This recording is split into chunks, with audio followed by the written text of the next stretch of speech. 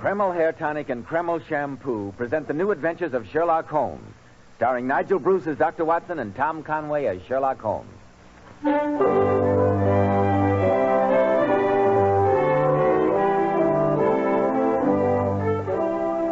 Well, once again, it's time to keep that weekly date with our old friend and genial host, Dr. Watson. I'm sure he's expecting us, so let's join him, shall we? Good evening, Dr. Watson. Good evening, Mr. Bell. As you can see, I'm quite ready for you.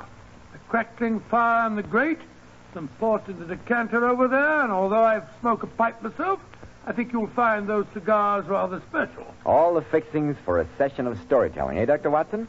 Well, which particular Sherlock Holmes adventure have you selected for tonight? A story that I call The Strange Case of the Persecuted Millionaire. Sounds promising.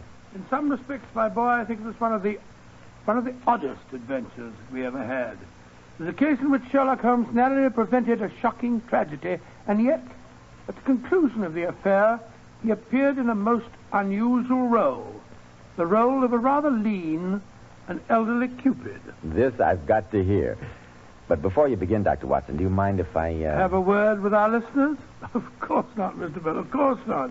Men, neat-looking, well-groomed hair does so much to give a man that air of success, to say nothing of adding to his good looks.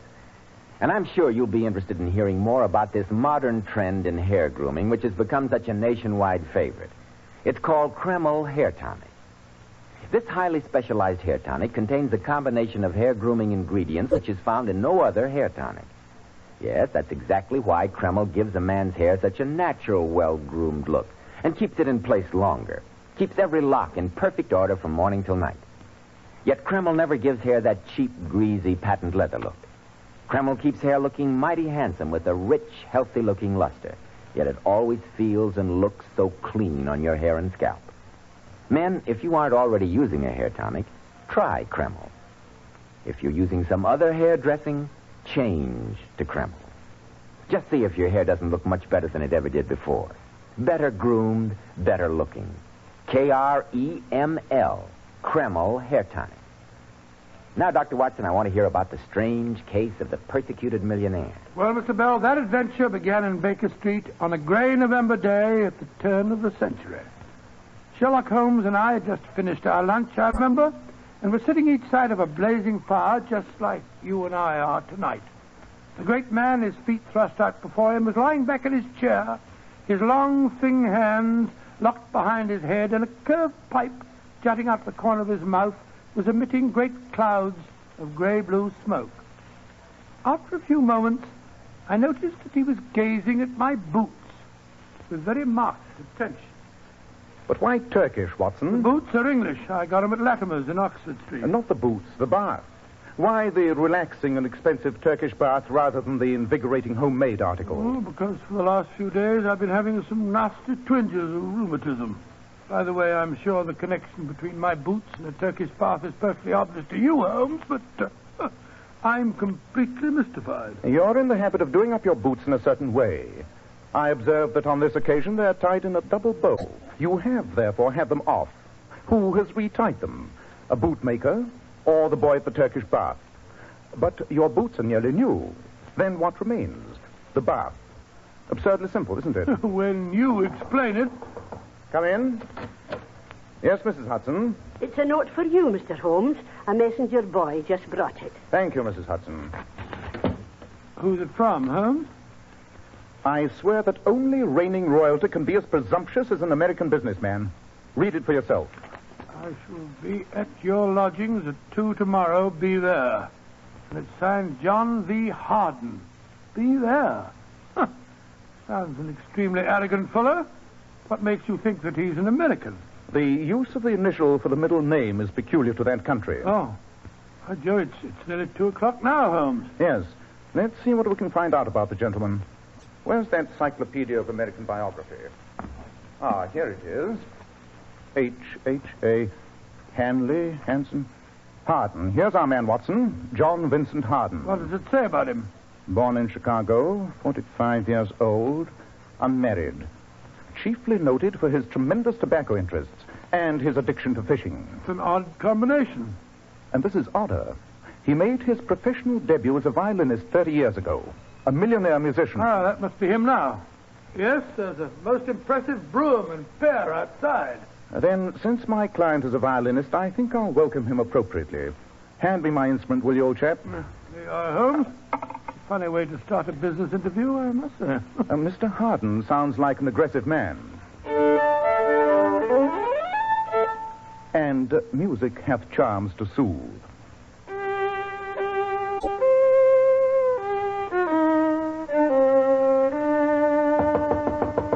Come in.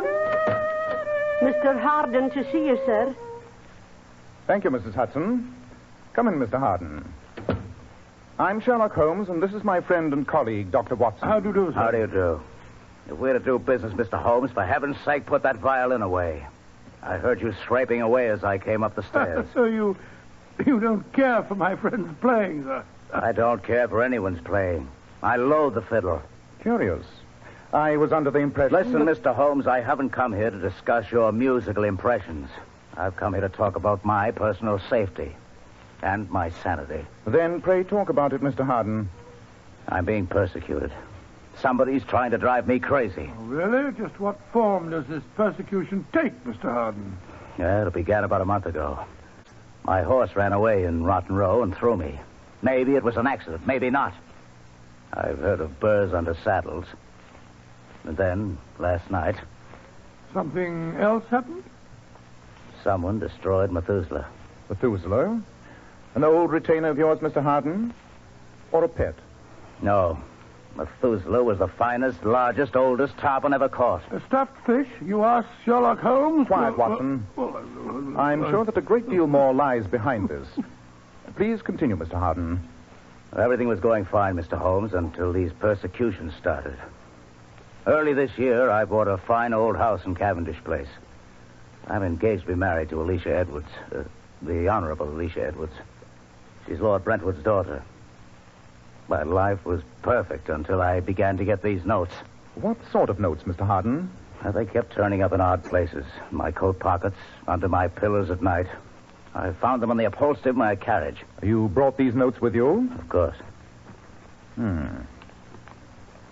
All in the same handwriting, and all the messages seem to have the same theme. Oh, what do they say, Holmes?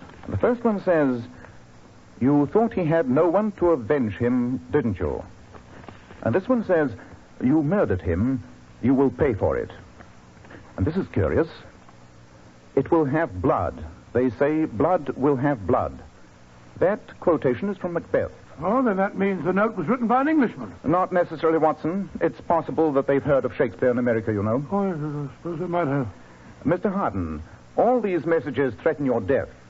Can you think of anyone who might wish to kill you? No, I can't. I've never hurt anyone, much less killed a person. The notes don't make any sense. Do you recognize the handwriting? I've never seen it before in my life. You mentioned that your prize tarpon was mutilated. What members of your household might have had the opportunity of performing that act of vandalism? 3 people. My secretary, Margaret Bates, Stephen, my brother, and my fiancée. They were all at the house last night. There seems to be a clear pattern to this case, Mr. Harden.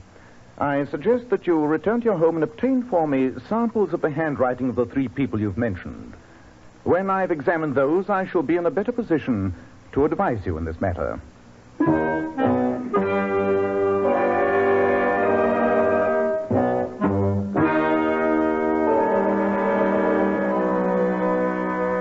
Holmes, you've spent 3 hours with a magnifying glass and those samples of handwriting that Mr. Harden brought back.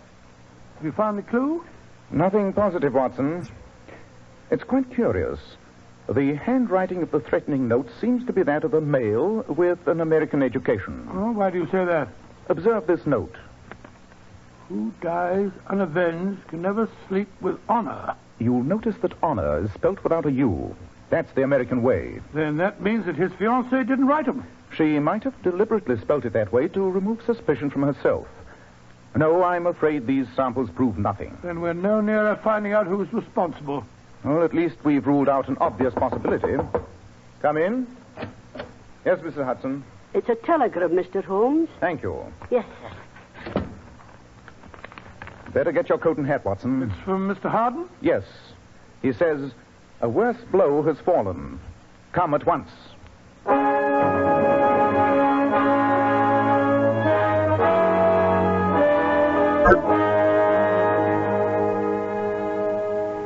I'm Margaret Bates, Mr. Harden's secretary. How do you do? How do you do? What happened, Miss Bates? We left as soon as we received his wire. I don't know what happened, Mr. Holmes, but I'm terribly worried. He rushed out here, dictated that telegram, and then went back and locked himself in the study. He says he'll see no one but you. Hello, Margaret. Oh, Stephen, you startled me. What's the matter? Do you think I was listening at the keyhole? Oh. Introduce me to our visitors, won't you?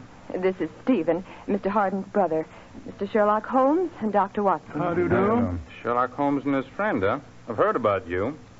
Don't tell me Brother John has fallen foul of the law. No, sir. He needs its protection, I fear. Don't be too sure. I'm thinking of taking him to court myself on a charge of woman stealing. Your brother a kidnapper? Great Scott. No, Dr. Watson. It's perfectly legal. It's just that I saw Alicia Edwards first, but then, of course, I don't control the Harden millions. Let's go to the study, shall we, Mr. Holmes? An excellent idea. Perhaps we'll see you later, sir. Perhaps. And don't take John too seriously. Oh, he's hateful. Always making fun of John, his brother. And yet Stephen's never done a day's work in his life. This is the door to the study. Who is it? Mr. Holmes and Dr. Watson are here. Good. Come in. Thank you, Margaret. I'll see you gentlemen later. What form did the new attack take, Mr. Harden? This time it's theft. My safe was rifled last night. What was stolen, sir? An extremely valuable document. It was the key to my agreement with the British Tobacco Trust. The loss of the paper will represent $1 million to me. But that isn't what upsets me most. Money I can afford to lose, but my sanity is more valuable. In the safe, I found another note, Holmes. May I see it, please? Here. The coffin is made, the funeral parlor is ready, the time is ripe. The croaking raven doth bellow for revenge. Good Lord, what a frightening message. And once again observe the odd combination of Shakespeare and American idiom. Funeral parlor is what we refer to as an undertaker's, and the croaking raven comes from Hamlet. Holmes, I'm not a weak man, but I'm frightened. You've got to protect me. I shall do my best, Mr. Harden. Who was here last night? My secretary, Margaret Bates, my fiancée. She went back to London this morning. I met your brother, Stephen, just now. I noticed that he was carrying a valise. Was he leaving the house or returning to it? Returning. He went out of town last night. Oh, then that rules him out. Not until we investigate his alibi, Watson. Mr. Harden, I'm a constant and thorough reader of the Times. The engagement of a peer's daughter to a prominent American would be striking news. And yet I've read nothing about it. We're announcing it formally tomorrow. I'm giving a party at Claridge's to celebrate the event. Then I think it would be a wise precaution if Dr. Watson and I attended that party. I was about to suggest the same thing, Holmes. I need to have men about me I can trust. I think this is a deliberate plot to drive me mad.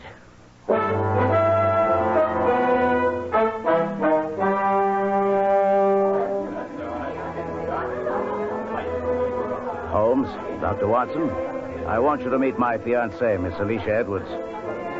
Alicia, my dear. Yes, John. I want to introduce Mr. Sherlock Holmes and Dr. Watson. How do you do? May I congratulate you on your engagement? Yes, indeed.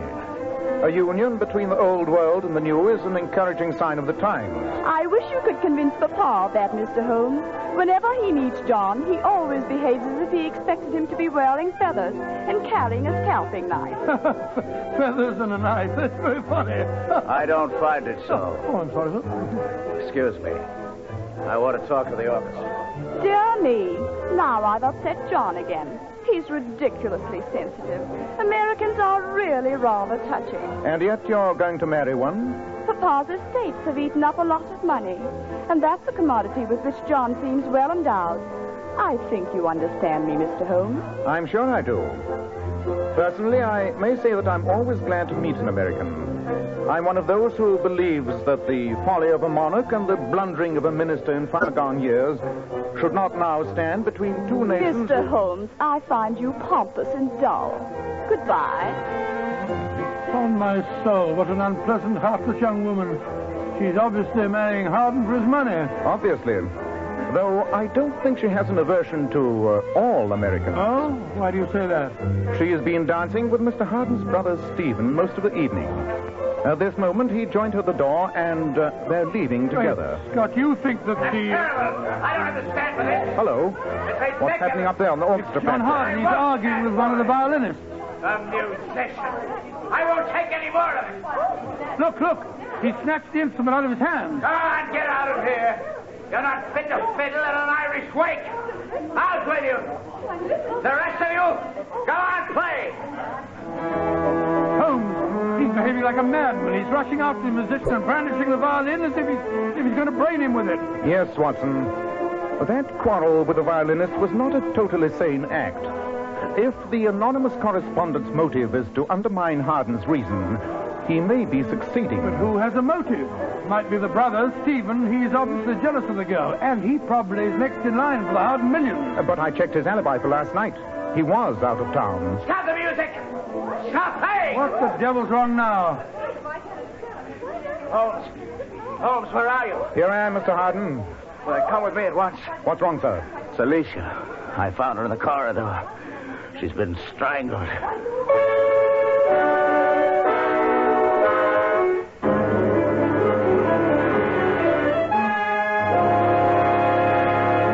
In just a moment, we'll find out what happens next in the strange case of the persecuted millionaire.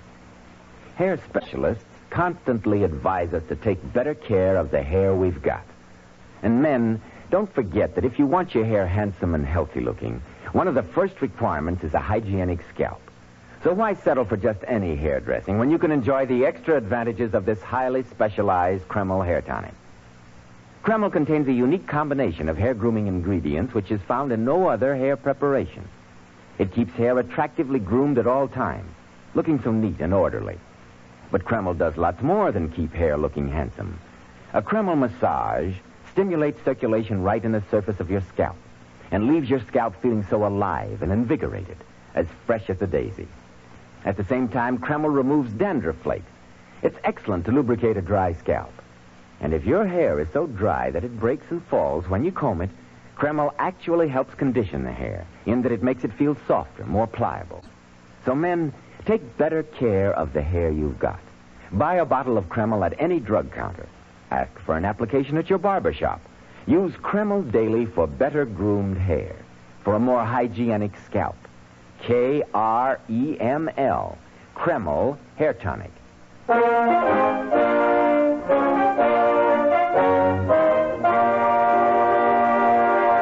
Well, Dr. Watson, so the Honorable Alicia Edwards had been strangled at her engagement party.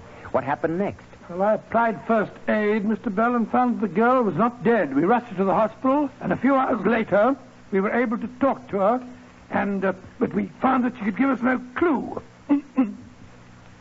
When we left the room, Harden was waiting for us in the corridor.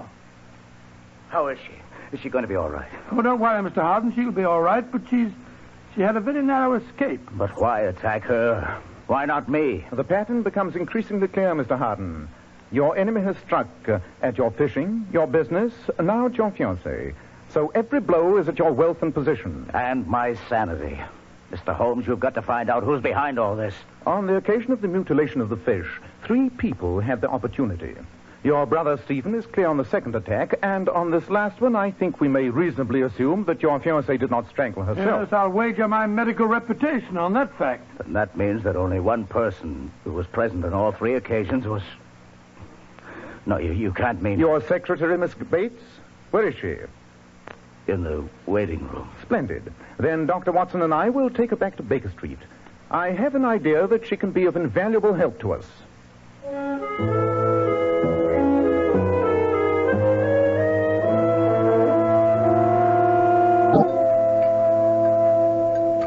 A little more tea, Miss Bates? No, thank you, Dr. Watson. Then please go on with your story. As I was saying, Mr. Holmes, I've known John, Mr. Harden, all my life. My father was the Harden coachman. And as I grew up, I thought John Vincent Harden was the most wonderful man in the world. Well, I imagine that he was quite different then, my dear. Very different. He was young and romantic, and he loved music. He took violin lessons, and it turned out that he was a prodigy. I understand that he made his professional debut at the age of 13. Yes, Mr. Holmes. I was only a little girl then. But he used to tell me that he wasn't John Vincent Harden, the heir to the tobacco millions. He was Giovanni Vincenti, the great violinist. Giovanni Vincenti? Odd. Pray continue, Miss Bates. For 5 years, it seemed that he would be a great musician. Then, on his 18th birthday, his father gave him a lecture on his family obligations. Told him that it was his duty to go into the business. John broke his violin across his knee, Mr. Holmes, and he's never played since. Miss Bates, I don't need to be a detective to deduce that you love him. Of course I do. Or at least, I love Giovanni Vincenti. And maybe he's still there. Somehow. Somewhere. Of course. I've been an idiot. A numbskull. What do you mean, Holmes? The case is solved. Come, Miss Bates. We must return to Mr. Harden as fast as we can. I only hope we're not too late.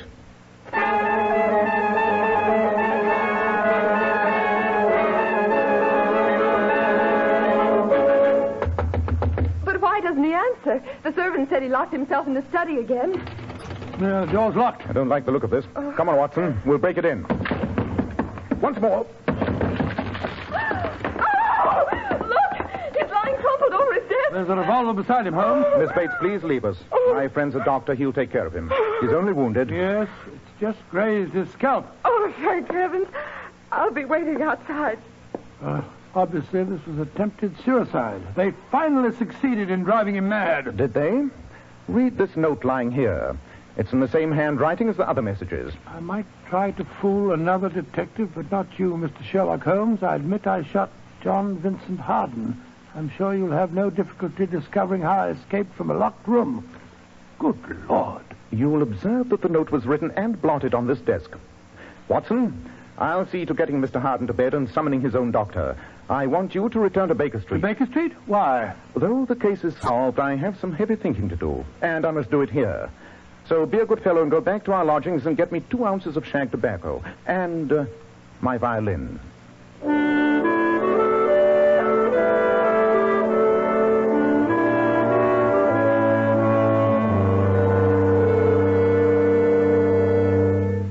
How are you feeling now, Mr. Harden? Weak, Holmes. But I'm all right. You still can't remember anything, sir? No, I felt half out of my mind since that attack was made on Alicia. They told me she'd be all right. I do faintly remember coming home from the hospital and locking myself in the study. Oh, the rest is a blank. What did happen, Mr. Holmes? I'll give you the complete answer very shortly, Mr. Harden. Come on, Watson. Very well. Try and rest, Mr. Harden. You've been through quite an ordeal. I'll try, Doctor. I'll try.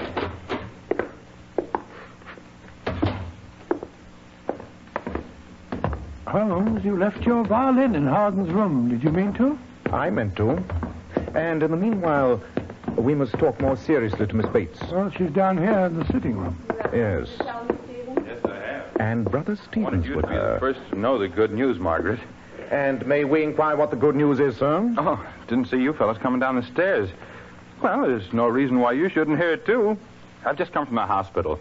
Alicia's broken off her engagement to John. She's going to marry me. Indeed. My congratulations. Yes, sir, but I suggest you don't tell your brother the news. He's a very sick man. No, I won't. Now, if you'll excuse me, I'm going to celebrate. From the sparkle in your eye, Miss Bates, I can see that you're just as excited as Stevens is. Of course I am. But tell me, Mr. Holmes, have you found out who attacked John? Yes, Miss Bates. At last I know the name of Mr. John Vincent Harden's enemy. On the incident of the mutilated fish, you or Stephen or Alicia might have been guilty. On the stolen document, you or Alicia. And on the attack on that lady, You or Stephen, which seemed to leave only you. But I was having tea with both of you in Baker Street when John was shot. Precisely. As perfect an alibi as I've ever known. Then no one person was responsible. There must have been accomplices. No, Watson. Oh, sir. Remember another fact. The note, supposedly written after the attempted murder, was blotted at the very desk which the wounded man was slumped over. Isn't it clear? Frankly, no. The persecutor and the would-be murderer of John Vincent Harden is Giovanni Vincenti. But they're one and the same man. Miss Bates told us so. They were the same man. But Harden forced the dominant part of his character into annihilation. When he destroyed his violin, he thought he had destroyed Giovanni Vincenti. But his alter ego was still dormant. Yes. And after the shock of the writing accident in Rotten Row, Giovanni Vincenti emerged, hunting for revenge. You mean that poor John really has a dual personality, Mr. Holmes? Yes, my dear. No one person seemed to have the opportunity of committing all the attacks. But we left one person off our list. John Vincent Harden himself. But why, Holmes? For heaven's sake, why? Giovanni Vincenti struck at the fish, the document, and at the fiancée. All symbols of what Harden had gained for himself. Finally, he attacked Harden's life. But, Mr. Holmes, what will happen now? He's out of his mind. They won't send him to an asylum, will they? I think not, Miss Bates. There's a possibility that the second shock, this self-inflicted wound on the skull, may cure him. Don't you agree, Watson? Yes, I do. It's perfectly possible there'll be a complete reintegration of personality. Listen. It's John, and he hasn't touched a violin for ages. So that's why you left your violin in his room, Holmes? Exactly. Now, Giovanni Vincenti and John Vincent Harden are again one man, one whole and sound man. I trust he may create a new life for himself. And I'm convinced that he has here the woman who will help him.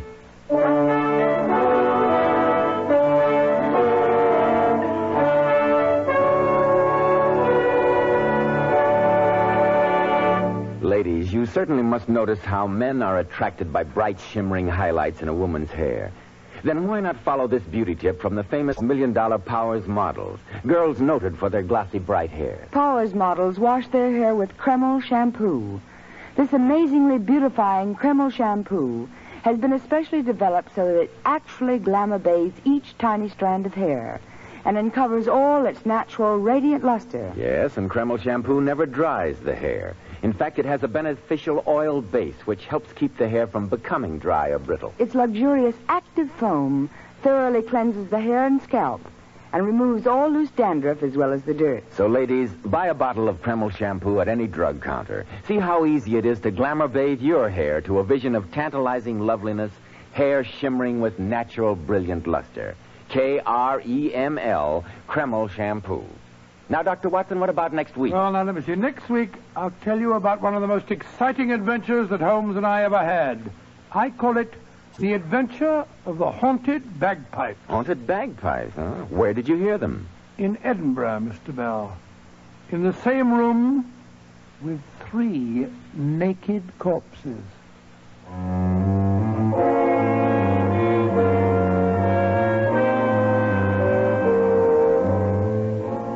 Tonight's Sherlock Holmes adventure was suggested by an incident in Sir Arthur Conan Doyle's story, The Solitary Cyclist. The Sherlock Holmes series is produced by Tom McKnight with original music composed and conducted by Alex Steinert. Nigel Bruce appeared by permission of California Pictures. Tom Conway through the courtesy of Eagle Lion Pictures. This is Joseph Bell speaking for Kreml Hair Tonic and Kreml Shampoo and inviting you to be with us next week at this same time when Dr. Watson will tell us about the adventure of the haunted bagpipes.